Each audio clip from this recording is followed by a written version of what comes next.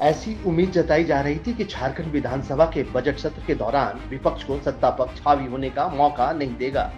लेकिन तमाम अटकलों के बावजूद आज सदन में बजट पेश होने के बाद अब विपक्षी पार्टियां वित्तीय वर्ष 2025-26 के बजट पर सवाल खड़ी कर रही हैं। झारखंड में विपक्ष की भूमिका निभा रही जेडीयू ने इसे अब तक का फ्लॉप बजट बताया है। देखिए, बजट से बहुत उम्मीद था कि सरकार जनमत की सरकार आई है और बहुत ध्यान देगी ग्रामीण विकास पर। लेकिन जिस तरीके का बजट आया है, मैया सम्मान योजना का हम विरोध नहीं करते हैं। मैया सम्मान के लिए उन्होंने राशि उपलब्ध कराई, योजना को लागू किए, दे रहे हैं। लेकिन दूसरी तरफ जो हमारी बहनें रसोइया जिनको कहते हैं, विद्यालयों में जो कार्य करती हैं, उनको उतना 30 दिन मेहनत करना पड़ता, तब उनको वही पारिश्रमिक के तौर पर मिलता है 2500।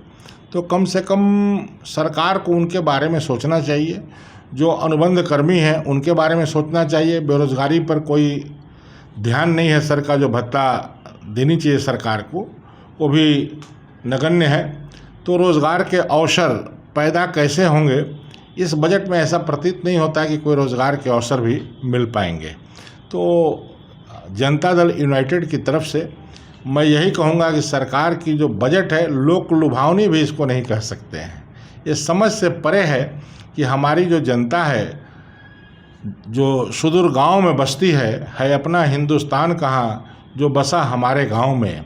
तो हमको गांव से विकास चाहिए, ग्रामीण विकास चाहिए, शिक्षा पर विकास चाहिए, स्वास्थ्य पर विकास चाहिए। वो इस बजट में ऐसा कुछ दिखा नहीं है। मैं तो यही कहूँगा कि भगवान भरोसे ही हमारी ये सरकार चल रही है, जिसने मैया सम्मान योजना का ध्यान रखा महिलाओं का, लेकिन जो गांव में महिलाएं हैं कैसे उनका स्तर बढ़े, कैसे उनका शिक्षा का स्तर बढ़े, रोज़गार का अवसर बढ़े, कैसे उनकी आय बढ़े, उस पर ध्यान नहीं है। जिस तरह का जीवन वो जी रही हैं, उसी जीवन में अभी भी जीने को मजबूर हैं। तो सरकार को कम से कम इतनी बड़ी व्यवस्था के तहत उनको मिला है जनादेश, उसका सम्मान करना चाहिए। और पहले जो हमारे युवा हैं, कामगार हैं, महिलाएं हैं और जो विद्यार्थी हैं, उनको सुअवसर मिलना चाहिए आगे बढ़ने का। जब वो आगे बढ़ेंगे तभी हमारा राज्य भी आगे बढ़ेगा। देखिए, हेमंत सोरेन 2.0 का यह प्रथम बजट है और यह बजट अबुआ नहीं बबुआ बजट है।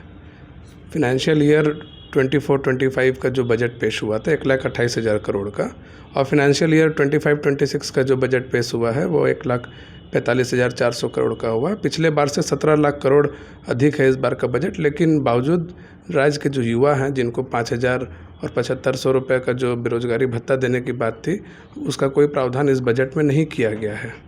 इसके अलावा मैया सम्मान योजना के लिए 13,363 करोड़ रुपए का प्रावधान किया गया है। ये अच्छी बात है, इसका हम लोग स्वागत करते हैं।